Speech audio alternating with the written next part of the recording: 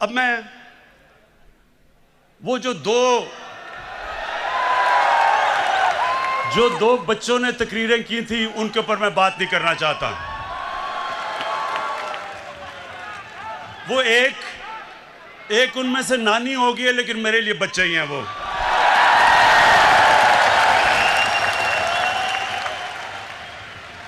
उसकी वजह है, सुने टाइगर्स, उसकी वजह है। देखें, इंसान जब तक जिंदगी में स्ट्रगल नहीं करता वो लीडर तो बन ही नहीं सकता। उन दो बच्चों ने आज तक जिंदगी में 1 घंटा हलाल का काम नहीं किया।